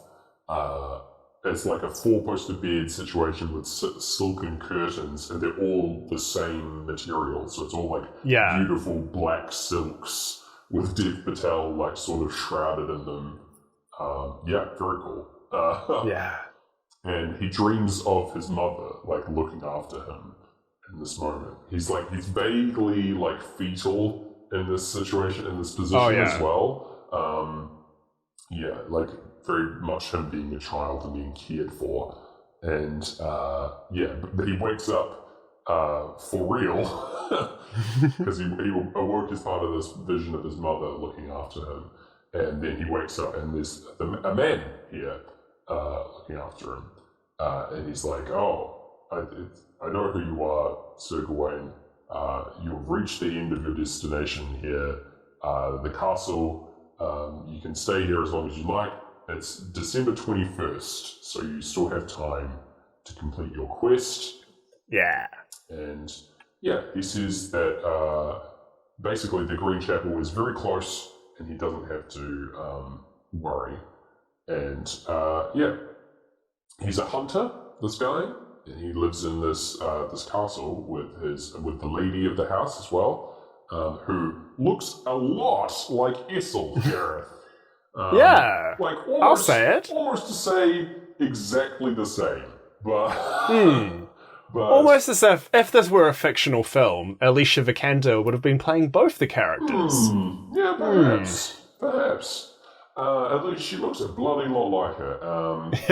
And on screen we get a new title card that says "An exchange of winnings" as she appears. And yes, there's also a strange blindfolded woman at this table who is never really mentioned. No. Yeah, so she is like, I've covered this off again, but yeah, she is the like mother character and the character that I've already said it. You know what I'm talking about. Rewind and then stumble through trying to find this part again. Yeah. You got it. Yeah, so that's kind of why she's a non-character here. But anyway, she's just sort of creepy set dressing for this situation. Yeah, absolutely. But yeah, we go into any color as any color you like, that is, as the hunter's talking about him being able to stay here and regain strength, and the Green Chapel's only a day's ride away, so he will not be he'll be fine to stay here and recover, and then face the end of his quest on Christmas morning, and reach it in time. And he sees he's wandering around this mansion it's a castle really, but he sees this painting of a hunting party chasing a fox, which I feel like is fairly important. This scene, but yeah, it's a mirror of a shot coming up later, which I'll cover it more then. And he's like wandering the halls of this castle, looking at books. There's a huge library of books here, with like science, and there's like a depiction of the solar system, which is pretty wild for medieval times. But anyway, the lady of the house comes here. I just refer to her as that the whole time, by the way. That's good. I think that's what she's credited as. So good. Okay. She like sneaks up on him and they have a chat about the books. She's like read all of them and has written some of them, and she says that sometimes that when she sees room for them, she makes improvements to the stories, which is like, I think, a nod in the director being like, he's added things into the story to tell a new story. I think that's what's going on with that line. This is the Lady of the House's version. The Franklin version was the original. Yes, absolutely. The unadulterated, pure turtle version of the Green Knight. She gives him a book as a Christmas gift. Oh, bloody love it. It's this weirdly shaped, like, round book, which is weird. Don't know what's going on with it. It's also, like, the writing, and it gets, like, progressively smaller as well. It's very strange. But we go into brain damage, and in exchange for this book, she requests a kiss. And very awkwardly gives her a kiss in exchange. Now, all this stuff that takes place in the castle is like so much more of a bigger deal in the story, by the way. This is mostly what the Legend of the Green Knight is about, this like sequence here. But anyway, he sits for like an early photograph to be captured of him. This scene is awesome. How she takes this terrifying photo of him with like a room constructed camera, which is how you would have to do it in medieval times, and creates this like negative of him as a depiction. So he's like upside down and in black and white, and it's great. He must suspect this to be like full blown magic, because it's pretty wild. And she comes over to him and she spots and steals the little bell from his necklace, and she like questions him about that, saying like, did a lover give this to him? And he's like, no. Again, this is something that I thought he'd lost, but he just has. Yeah.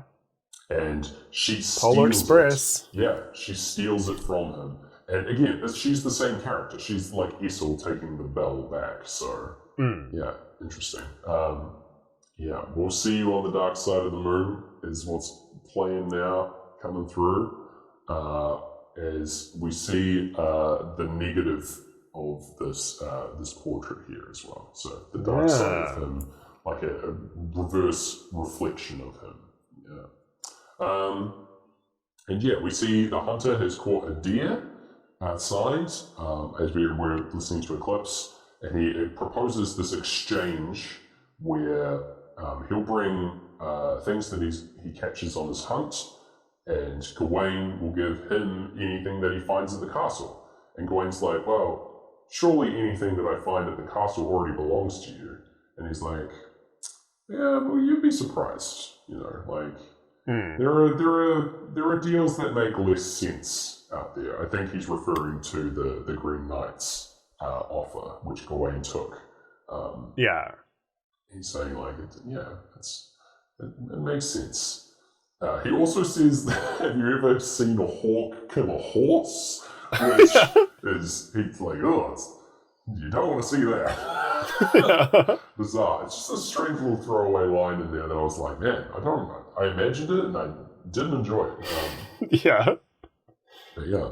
It's just one of the, like, conversation, not quite starters that he's just got in his pocket. Like, well, it's almost like his conversation ender. It's like, well, we're not going anywhere after I mention the horse versus the hawk, so except that that's how I get out of here. We do. It leads us into a pretty oblique discussion of the themes of the film. Where, he's talking about how a man's home is his, like, sanctuary, safe from nature, and then suddenly the lady of the house, like, pipes up and is saying, well, why is the night green anyway? Why not? Why is he not a different color? Why is he not red or blue? And then she goes into this extremely long and terrifying monologue about how, like, nature comes for us all, like green representing nature and rot and decay and death, and the no matter what humans build, nature will reclaim it eventually. Like, it is inevitable and tireless, and it will eventually come for us all. Like, is the nature of her monologue, and it is made all the more terrifying over the heartbeats between albums, because we are going into our third playthrough and into Speak to Me and Breathe throughout this. It's made all the more terrifying by the fact that this film was released on Amazon, and Amazon are the ones, trying to stop nature. Yeah, for real. Oh, pretty wildly ironic, huh? It should have, like, panned over and added in Jeff Bezos being like, but don't worry, guys, we're working on killing nature. We'll get it done. We're doing our best over here. Enough money, and we'll get there. We'll package I stabbed a tree with a plastic knife earlier. Plastic knife? Oh my god. They'll take that, nature, you bitch. Yeah. And the speech culminates in that nature will come and destroy everything. It'll reclaim what it once had. Even virtue it will conquer, is what she says. Staring pretty hard at Gawain as she's saying that. And Gawain talks about honor, how he doesn't fully understand, like, what he wants as a knight. He's like, honor will stand in the way of nature and it won't be tarnished by it. And he's like, oh, is that what you want though? It's like, yeah, it's part of what I want. It's part of the life that he sees for himself. He's still torn between these two worlds, and finally, the hunter questions, like, the nature of his quest. He's like, so doing this one honorable act, and you return home afterwards, and you're a changed man. You're a knight. You're an honorable person. And Gwen's like, yeah, I guess that's how it works. And he's like, man, that's pretty wild. Pretty crazy. Buzzy stuff, bro. Yeah. I do like that these guys are sort of representing Gawain's like internal monologue about the whole situation. Like they're like trying to help him through it. But yeah, as we go into On the Run, then we get the only interaction with this creepy blindfolded lady. Is she just comes in and like puts a hand on Gawain's forehead and then leaves. And it's like, okay, I don't know what this is for. It just sucks that she used to be this super important character. I would love it if she was played by the same actress as the mum. That would have worked great. Yeah. But no. Anyway, we see the portrait now has changed. It's like a mirror of the portrait that we saw earlier, except the hunter is chasing a man rather than a fox now. Yeah. Yeah. And Gawain wakes up one morning. I think this is this is Christmas Eve morning.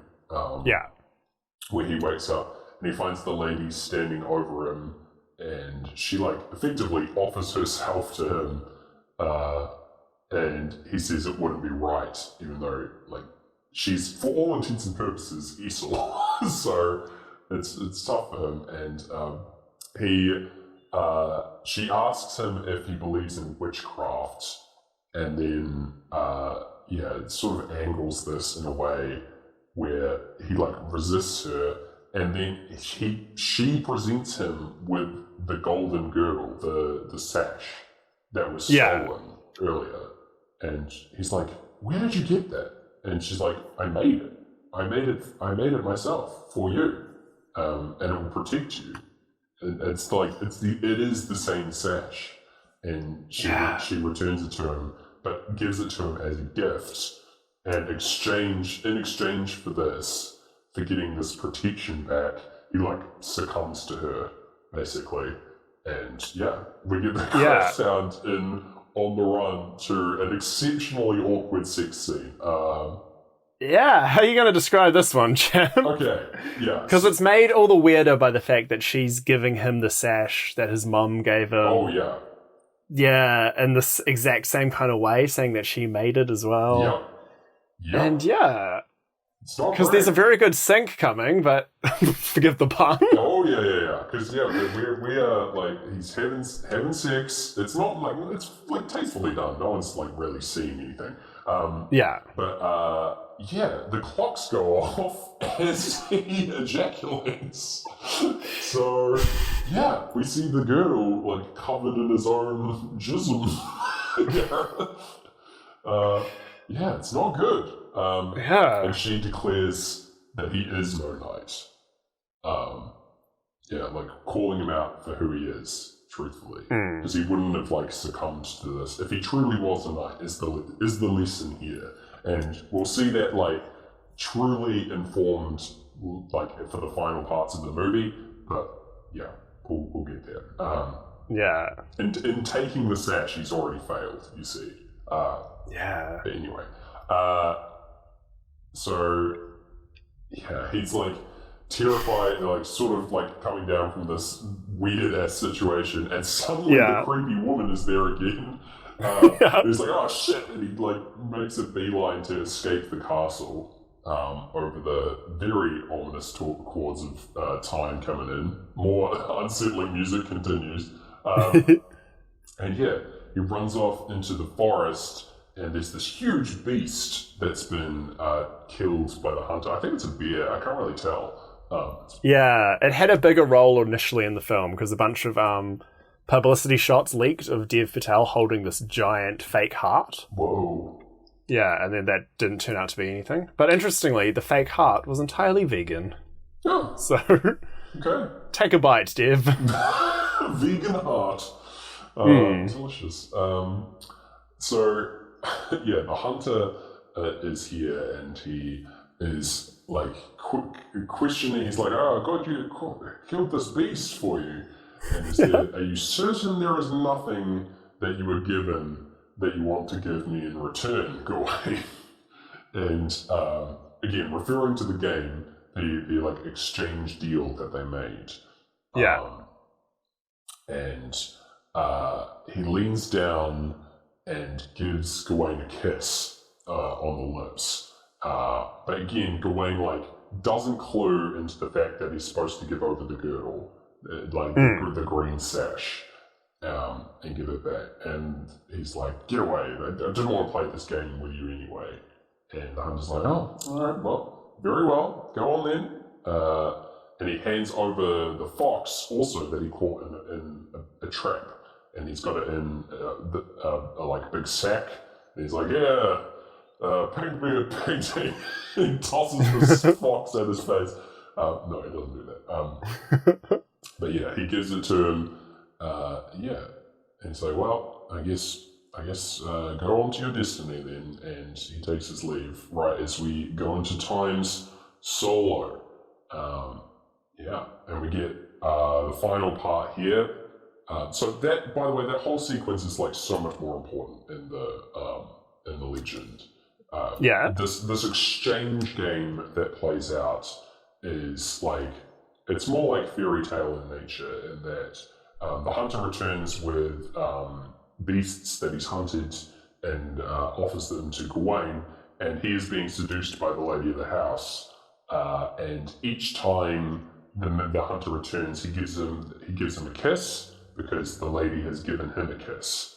And again, in the legend, on that final day, they make love, and then she gives him the sash, and he tries to escape, and instead of giving over the sash, he like runs away because he can't hand that over to this guy.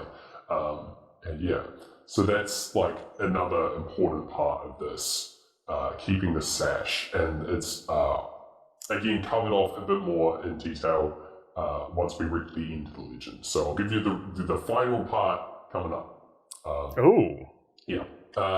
Okay. Yeah, so we've got the beheading at the Green Chapel, Gareth, as we enter this like golden-hued forest, which is stunning. And he makes his way and he sees a boat on the riverbank, and the fox tries to like ward him away from it, and then starts speaking to him.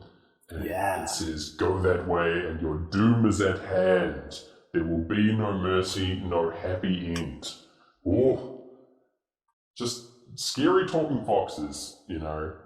There's not a good time when the fox starts talking, you know.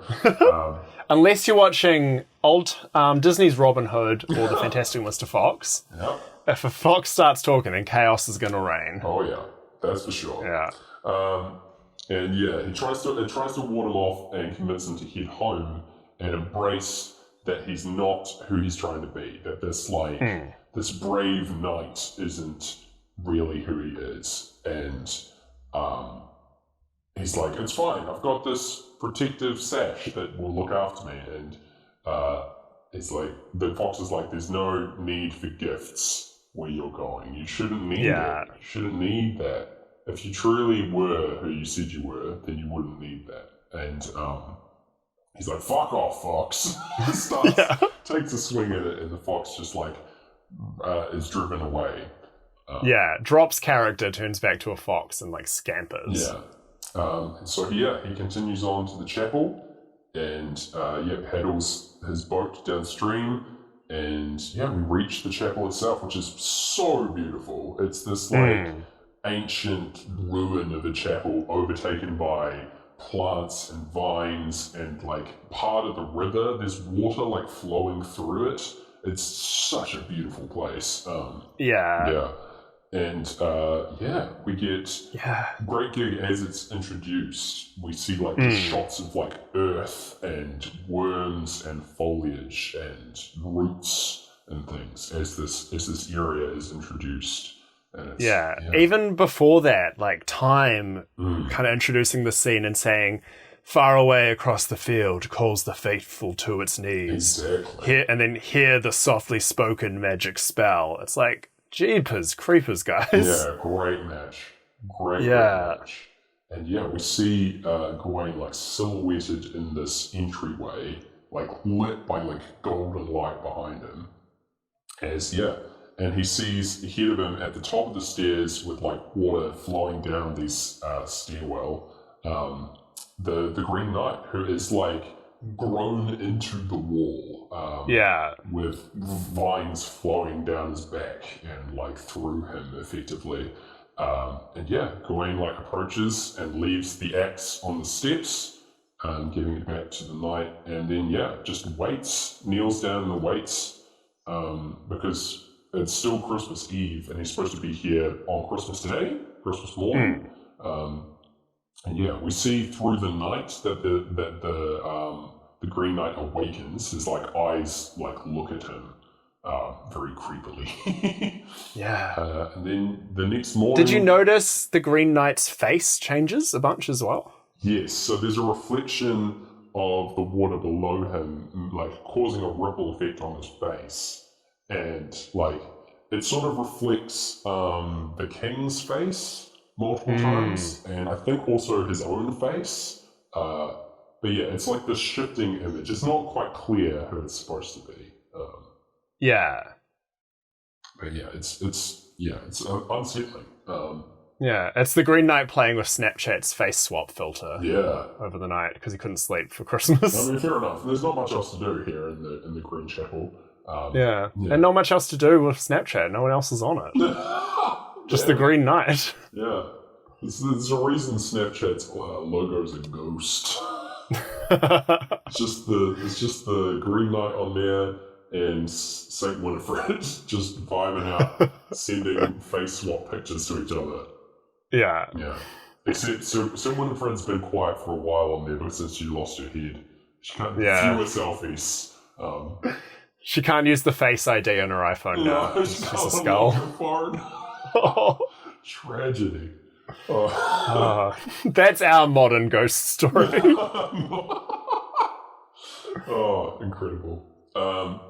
So it's Christmas morning, and the Green Knight awakens, and he comes down and says, "Good sir, this is Christmas." Like very friendly. He's in a different story. He's at the end of Christmas Carol. And he descends the stairs and picks up his axe and comes over to young Gawain. He's like, "Do you recall where you cut me?" And he nods yes. And he's like, "And have you come to see that blow returned?" And again he nods yes, but much slower this time. And he says, "Then kneel." And we go into money, and Gawain is like much too nervous to accept this blow, this fate, because he's knelt before the knight, and he like flinches each time because the knight like moves to swing his axe, and he flinches away, and he says he needs like time to prepare. The knight asks him if he needs a moment to prepare himself. And he's like, a moment or a year would be not enough time. You know, like he's been a year waiting for this, and there's no way he can prepare himself for it. And the knight's like, why are you showing fear when I showed you none, when the circumstances were reversed? Like, I wasn't afraid. I accepted my fate, just as you should, you know? And he's terrified. He's crying into the dirt, and the Green Knight's like patiently waiting and asking him if he's ready, and he like flinches away again, and then asks if he says, "Is this all there is?" And the Green Knight is like, "What else ought there be?" Which is like, he's like asking nature if life is all there is. And they just like, "What are you talking about?" Which is just so good. It's just a great series, great bit of dialogue there. And then he finally is ready to take the blow and then flinches and runs away back to the river. He can't face it. He apologizes and runs away, and he sees his horse there waiting for him as a miracle. And we get like touching reunion, very like never-ending story vibes. And then the voyage home appears on screen as Gawain is returning home to Camelot. There's no dialogue from here on up until the final part. Oh yeah. And yeah, he returns home to Camelot over the money solo, just wailing it. Meets Essel in the entryway. And comes back with her, and his mother washes his wounds and his body from his travels, and we see that the sash is still around his waist, and we see him making love to Essel, and then he fathers a child to her, and yeah, sash still on for that. Oh yeah, sash against still on. We go into Us and Them, and we see the king and queen on their deathbed. They're lying there, fading away, and the king knights Gawain as a true knight after completing this journey, and hands his sword to him, effectively naming him as successor in this moment before dying. Yeah. Before literally fading away. Yeah. Oh yeah. Like just ghosting out. Yeah. Yeah. Turning down that opacity in Photoshop. Yes, to zero. That's how I'm going to call dying when I die. Well, time to slide down that opacity. Zero. Oh god. Yeah. And then, this is when Us and Them kicks in yes. as well. Those dramatic organs. Yes, so good. And then Gawain is coronated. He is made king. With the crowns in this movie are so good. They're like biblical halos attached to these crowns from like a painting. It looks so good. What a great design.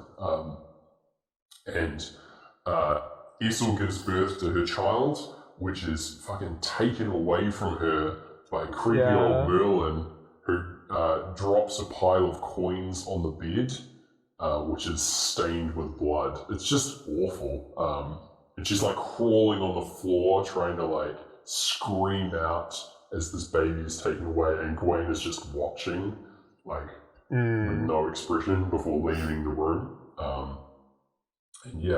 And Gawain instead marries a noble woman who I briefly thought was the ghost, but isn't. It's a completely different actress, just they're both ginger hairs. So sorry about that. Yes, different people, just a noble lady. And on their wedding night, they're preparing to lay with each other, and he's still wearing the sash, we see. And we see that war has broken out in the kingdom, and he is preparing for battle, looking over maps and wooden figurines, which get knocked over by his young son, who is wearing like a silver circlet, and he like comes over to him and takes his hand, and then we flash forward many years, and we see that same son now as a young man who is in the war and is dying from his wounds from the battle. And Gawain comes in and like takes his hand again, but this time his son dies. Yeah. We see him like clutching the silver circlet and returning to Camelot after coming back from the front of this war. And the crowd are jeering and throwing the stones that he threw at them back in his face. He's become like a widely despised king for his mishandling of the kingdom and this war. And he sees Essel silhouetted in the crowd as the crowd itself fades away, and he just sees her silently judging him. Really good stuff. Yeah. He has a new heir with his nobleman wife, and we see the family portrait. Well, like not the family portrait, his portrait from the castle that was created hung behind him in his castle with his like family around him, including his mother, who's behind him on his right side. And the city is being attacked and is under siege, and we see men holding the gates, or holding the entrance to the castle, the doors back, and his wife and child get up and walk away from him, and then his mother like touches his shoulder and walks away from him, and he's all alone, just staring. I love a sad king. I love a king, or any kind of leader that knows he's failed, and outside the gates come the proof. Like, there's that Coldplay song about it. There's a Vampire Weekend song about it. Trump's whole presidency kind of was about it. Like, just the sad loser in his lonesome castle. It's just such a good thing. Like, I'm pretty sure, isn't it in our like Facebook chat, I'm called the Sad King? I don't think I've named you the Sad King. The Sad King is the secret character of the podcast. That has been lurking in the shadows from the get-go. Yeah, we stan a Sad King. Absolutely. On Sing Floyd. That is the damn truth. Not Trump, by the way. No. Oh, yuck. Yeah, sorry. That's a free political statement from Matt on Sing Floyd. I think we outright paused the show to say we don't like Trump on our last, like, second to last one before Christmas last year as well. Good. So Merry Christmas. Just a yearly reminder. 1 year hence, we still don't like the guy. Anyway. So the enemies are at the gates, and Gawain, in his chair, like sullen face, he pulls the sash away from his waist and holds it in his hand, and his head falls from his shoulders as if it was struck off. Like, the sash was the only thing holding it there in the first place. And that's right at the end of Any Color You Like. Amazing. And from there, we cut back to the Green Chapel, as this was all a vision that Gawain was seeing of a potential future again. Like, as the axe was swinging before him, this was like what could have been if he like flinched and ran away, you see. So this is my big thing, that he had to kind of see this all to be like, see, I'm helping everyone if my mission just ends with this kind of beheading. Like, you know, I'm doing everyone a favor. Which I think, like, in these, like, you know, COVID times, you just tense up when anyone starts a sentence like that. But I think, like, you know, the last year or two, people have spent a lot of time going like, oh, what if this one thing was different? And a lot of people do then try to, you know, spin it to be, oh no, this is the best case scenario. This would have happened, or this could have happened if we didn't have that.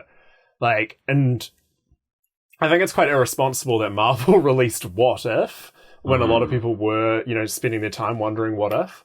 So it's good to just kind of, you know, let someone have their thought experiment of, this random set of occurrences that is life is turned out best. This is how it's meant to go. I'm helping you out, you know? Yeah. There you go. Perfect. And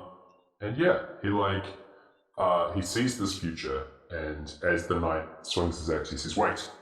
And he removes the sash from his waist and sets it aside.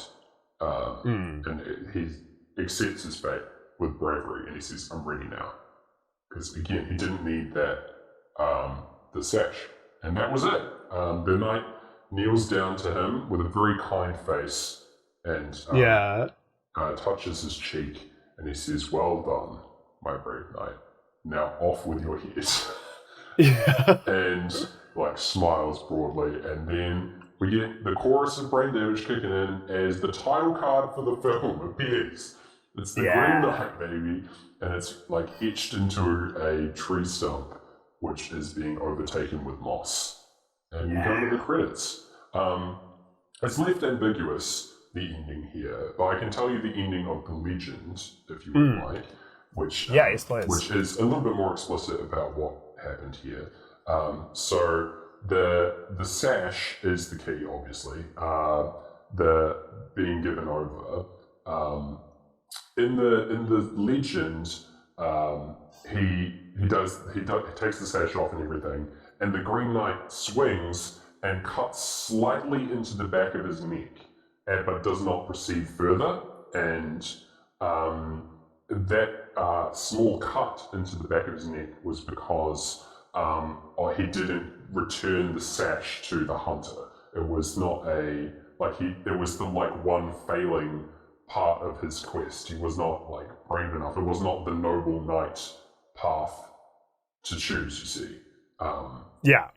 And yeah, so that was the failing.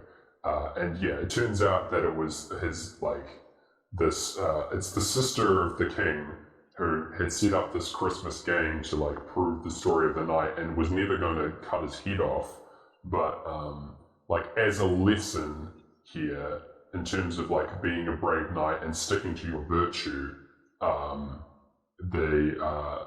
he would return with this story and with this cut to the back of his neck and the green sash. And the legend ends with Arthurian knights wearing green sashes to remind them to be virtuous. And yeah. So there you go. Okay. Interesting. Yeah. And I can see why that kind of ending being what you're expecting and instead getting this wholly ambiguous guitar solo of a film would be kind of in a different position. Yeah. I do like the ending being ambiguous. Yeah, it's it is important. I think the ending is much more about, it's still a lesson to separate yourself from the coddling of your mother, effectively. She is pushing him in the direction of becoming something more, but not necessarily a brave knight. She's saying she's trying to get him out of the house. And, whether or not he is a brave knight is up to him. And the Green Knight is this lesson that, you can be greater, but if you are constantly relying on those, around you, if you're constantly relying on these people that look after you, are you even, acting for yourself, is the idea anyway, I think. It's about growing up, and mostly. It's a coming-of-age story. Yeah. We do get a post-credits sort of scene for this. It doesn't really play over much. It's just a child is playing in the throne room and picks up the crown that has fallen off of the beheaded version of Gawain. Puts it on. So yeah, which is again an interesting kind of, you want to play knight, you want to play hero. Yeah, life's not going to be like that. Exactly. You're a child. Yeah, it's just it's about growing up. It's not about being this figure or symbol or whatever. You've just got to fucking own up for yourself. Yeah. Yeah. So there you go. Yeah, it's a good little zinger against Gawain to end it on. Yeah. And it is happening just as the heartbeats for the end of the album. Yeah. So it's as if to say the cycle's going to continue. Yeah. I'm a little bit disappointed they didn't do the nick to the back of the neck thing, but that's fine. I think it's good enough that you still get the same kind of lesson with this. So now, would you have been less disappointed if you hadn't gone in thinking it was the Green Knight because they'd painted the Green Knight red and white and they called it Santa? That would be interesting. I'd be why does Santa have an axe? Yeah. And why is everyone talking about the entropic decay of the earth whenever he's around? I don't know what's going on there. Yeah. Wait, why is he not in his toy shop? Why is he sitting in his green chapel? Yeah, what's going on? What's going on, Santa? That would be what I'm asking in Santa's grotto, aka the green chapel. There's a green chapel at every mall this season. Yeah. This season. Oh my god, that would be so funny. Holy shit. He's asking you for what you want for Christmas, but it's for next Christmas. Yeah. He's I don't have enough time, alright? Yeah, if you give me a gift now, I'll give you that same gift back to you in 1 year. Yeah. Anyway, what did you think? It's like investing. What did you think? What did I think and how did it sink? Yeah, bro. Indeed. You know, I'm a lot like... Searching for a sink makes me a lot like Galwain, you know? I'm trying to make sense of a truly random world by, you know, trying to make sense of a truly random occurrence of pairing an album with a movie. Yeah. And yeah, it's currently it's sitting ambiguously, much like this film.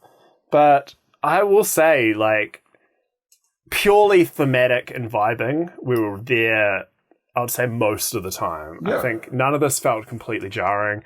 And then there were some good moments lyrically and some nice little cues. I think we're looking at a high number. Yeah, I'm right there with you, man. I'm feeling good about this one. I want to say like an 8. Yeah. Just like for like pure vibe and also just many like actual syncs in there. Pretty impressive. Love it. 8's a good space to be. Lock it up.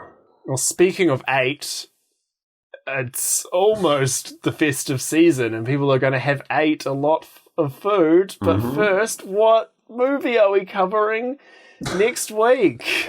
I'm sweating saying that segue. Oh, that was fantastic. You had your own hero's journey saying that. Boy, oh boy. Well, next week, Gareth, we're going back again. We're going to have a good time. We're going to be listening to the Pink Floyd and the Dark Side of the Moon once more. And you know what I'm going to be saying, Gareth? I'm going to be saying, play it again. Whoa. Play it again, Sam, because it's Casablanca. Whoa. A classic. Ah. Yeah. Famously, you'll be saying it, but no one in the film will be. Oh, well. Yeah. So stay tuned for that next week. Until then, follow Sync Floyd on all your favorite social medias and even the ones you don't like. Yeah. Thank you to people who've included us, have shown us that they were in their Spotify rap. Yeah, that's very awesome. wild. Thanks so much, listeners, for we love to hear that. It was a very nice surprise. Also, fun fact, my Spotify rap was an absolute mess this year, my personal one. So, the less I speak about that situation, the better. But thank you so much, listeners. Yeah, the top 1% of Pink Floyd, so they can enjoy 4 cents from you this year. Oh, mate, they'll be laughing all the way to the bank. Yeah, that's a cent each. Yeah, mate. Oh, boy, just put it away for the... put it in a fund, boys. And, give it to the Green Knight, and when he gives it back, there would have been inflation. What interest rate is the Green Knight offering? That's the real question. Ooh. I mean, he lives at a bank. A river bank. Oh, yeah, it's all about investment. I've been Gareth Blackler. Oh, I've been James Barron. Goodbye. Thank you to our co-hosts who weren't on mic, the Green Knight and the Candyman. Yeah. And until next time, in trust and friendship, we shall part. I'll see you on the dark side of the moon. Ooh, I'll see you on the dark side of the moon. Oh. Ooh. I became the Green Knight. As I was saying that, I briefly forgot. Okay, bye.